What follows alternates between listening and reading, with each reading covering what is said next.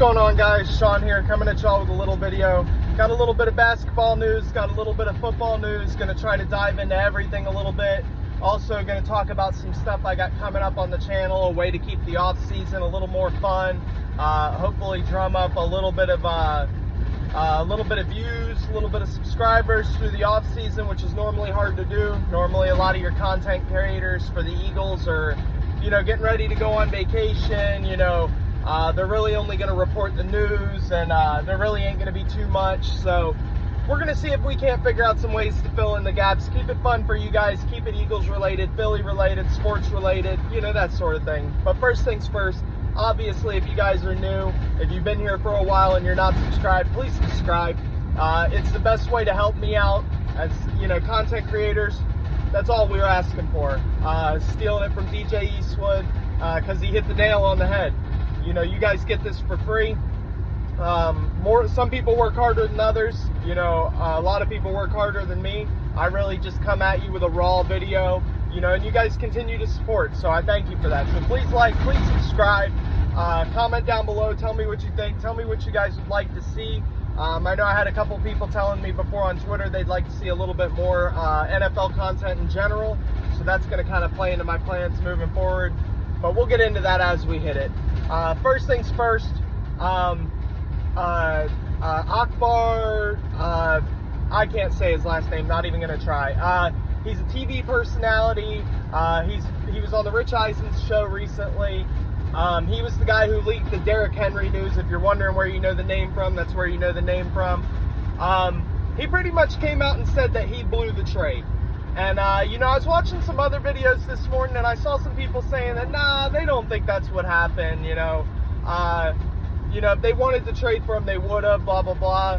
The Eagles were obviously in the market for a running back. They brought in Penny, they brought in Swift, they brought Boston Scott back, we got Kenneth Gainwell, we got Trey Sermon, but they're still looking to add.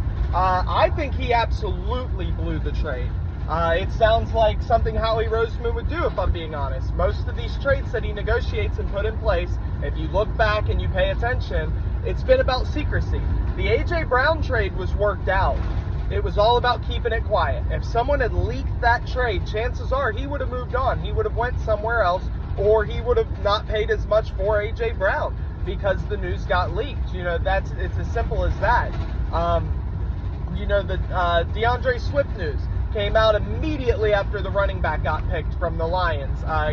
Gibbs, I think it was. Immediately afterwards, Swift's like, I'm out. Get me out. It wasn't immediately out, oh, Swift to the Eagles. Now, everybody said Swift to the Eagles because both running backs were off the board that all the Eagles fans really liked. It was going to be kind of sparse the next couple rounds. Unless you're the Seahawks, you're probably not finding a guy later in the draft. So, what do?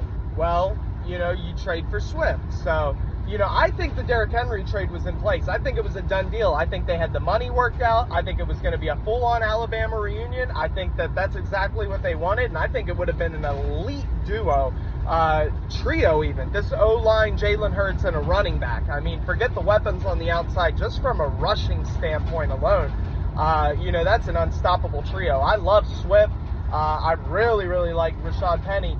But Derrick Henry is a game changer. He is just one of those guys. Even after having a down year last year, the whole team was down. You didn't have an A.J. Brown on the outside to take that to take some of that pressure off Derrick Henry. You know what I mean? And Tannehill looked like a shell of himself.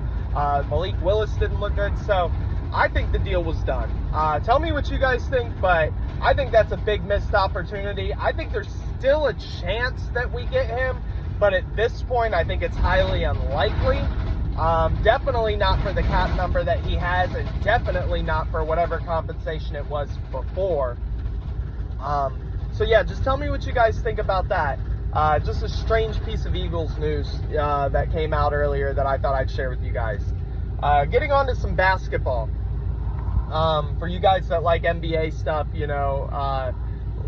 just more my thoughts based on what's been going on with the James Harden drama, and is he going to go to the Rockets? Is he going to go to Philly? Who's he going to choose? Blah blah blah. I think personally at this point, I'd work out some sort of sign and trade. If it saves you any money, I'm taking it. You can find guys for 5 to 10 million that do what James Harden did last year. I'm sorry, if he was driving to the basket and he was throwing down dunks and he looked like he had a bounce in his step, I'd pay 50 million for James Harden for one good year. One more good year, yeah, I'd pay for it. But he's not that guy anymore. People need to understand that LeBron James is an oddity. You know, look at Steph Curry. He's still hitting threes, but he don't look like what he did a couple years back. Look at Klay Thompson. He's still hitting threes once in a while, but he don't look the way he did. You know, players get old, guys. Players grow old, and they're not superheroes. They cannot do this shit forever. Paying someone, I mean, okay, let's look at it this way. From the Philadelphia 76ers standpoint, you gave Ben Simmons a 5-year, $180 million contract. 5-year, $180 million contract for a guy who wouldn't shoot the basketball. Then you gave Tobias Harris a 5-year, $170 million contract, and he's barely a third option on the team, and half the time you can't rely on him for that. That's a role player.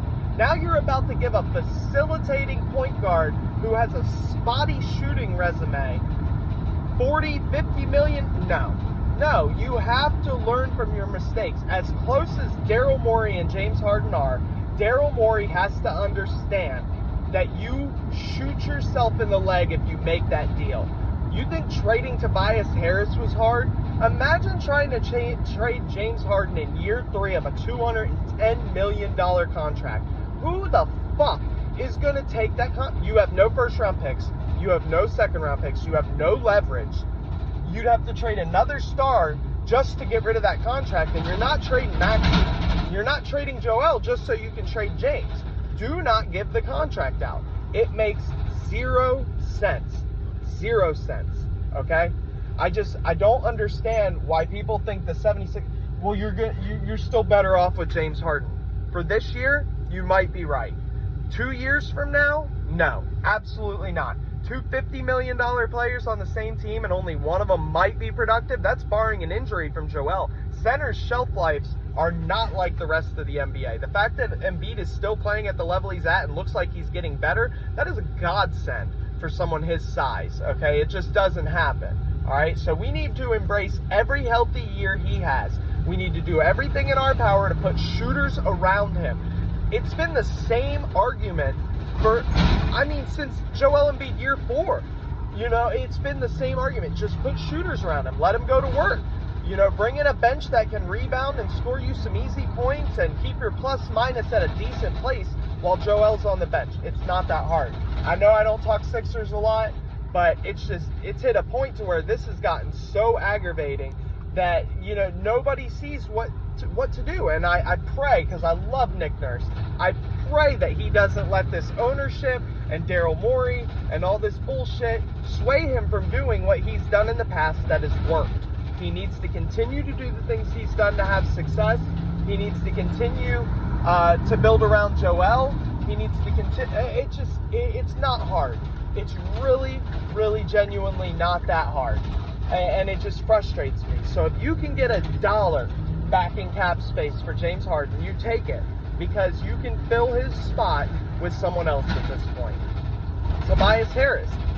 There's people talking about a potential leaked trade, blah, blah, blah. Someone heard someone at a dinner table. Don't listen to none of that bullshit. Don't listen to any of it for a second. You think that some dumb fucking agent, or his dad, I think it's his dad's who's his agent or something like that, you know, you think that they're going to just sit out in public on speakerphone and be like, watch this shit. Well, Toby, looks like we got a trade partner in the works for you. You know, congratulations, you're going to be a Pacer soon. You know, you think someone's going to fucking say that out in public? Don't listen to the bullshit. You know, don't listen to these fucking people who have no idea what they're talking about. It is the off season in every way, shape, or form for every sport right now, other than, you know, the obvious baseball and shit. I know the finals are still going on, but the NBA does not give a shit about the finals. Once the other 28, 30 teams are out of the running, they go to work. You know, the finals don't mean shit to us. We're going to work. All right, so what can we get?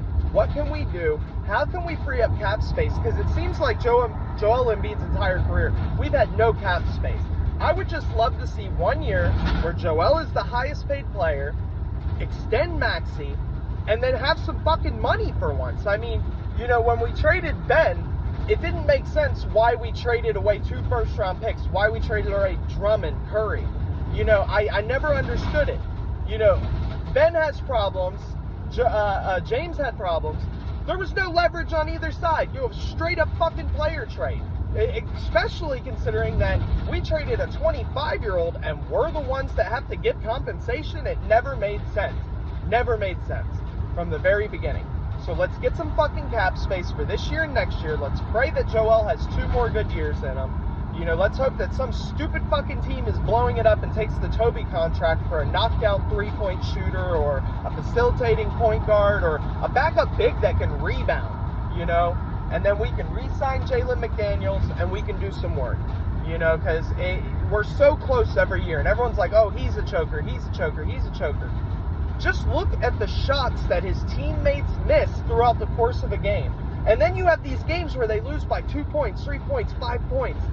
If your teammates hit 2 threes that they miss, that game is totally different. That game is totally different. If someone could get a steal, the game is totally different. I mean, it's not that hard. We're close. Keep building. I know I said blow it up early because I was mad and I was frustrated. No, you keep fucking building. The process isn't over until Joel retires. Pure and simple. The process became about Joel when Joel showed he was the best player of the 3 that got drafted. Ben is gone. Markelle Fultz is gone. It is up to Joel now. There's no one else. You know, this is a man who won 45, 50 games with fucking TJ McConnell, you know, and nobody. Saric was, like, decent, but, I mean, Saric never became what he was supposed to become. That's how he ended up gone, you know. It just, don't keep making the same mistakes. Don't keep paying old players to put next to your superstar that don't make sense. You know, stop paying bums $40 to $50 million to piss off Philly fans. It makes no sense. Anyway, if you guys made it this far in the video, you're fucking champions. You're superstars. You're the best of the best. I love you so much for it. The support you guys show all the time is unreal. And those of you that make it to the end, I mean, I don't even know how to thank you. So moving forward with the channel, I was talking about that a little bit earlier. I'm going to go through week by week, and I'm going to do a little enemy intel scouting report on every team we face this year and give you guys my opinions based on the current rosters both teams have. So obviously there will be bias. Obviously, teams will change, things will change. You know, there's a lot of players floating around on free agency, so week to week things will change. But it's just going to be a little fun thing just to keep us all busy, keep us all happy. Some content coming out, talk about some individual matchups that I like, their superstars versus our superstars, coach versus coach, quarterback versus quarterback, defense versus defense, all that stuff. So, you know, we're going to try and start doing that probably in the next week, maybe 2. It could happen sooner if news goes dead. I'm already working on week 1, so you know, we'll go ahead and we'll start figuring out what we're going to do for that. If you guys like that idea, you want me to start now, we'll start now. I plan on doing like 1 a week. They're not going to be edited. They will be lightly scripted. When I say I'm working on a video, normally I'm writing thoughts down. I'm trying to figure out what I'm going to say, who are the impact players, what trades they made, you know, so I'm not just completely talking out of my ass. Will I have all the facts? No. Will I have all the details? No. Will I be biased? Absolutely. Fly, Eagles, fly, and it's going to be that way till I die. So, you know, it is what it is. Like I said, just something fun for all of us to do together. But once again, I love you guys so much. Thank you so much. All your support truly means the world to me. From the bottom of my heart, thank you guys. All right. I love y'all. Be safe. Be good people. Have a great day. Fly, Eagles, fly.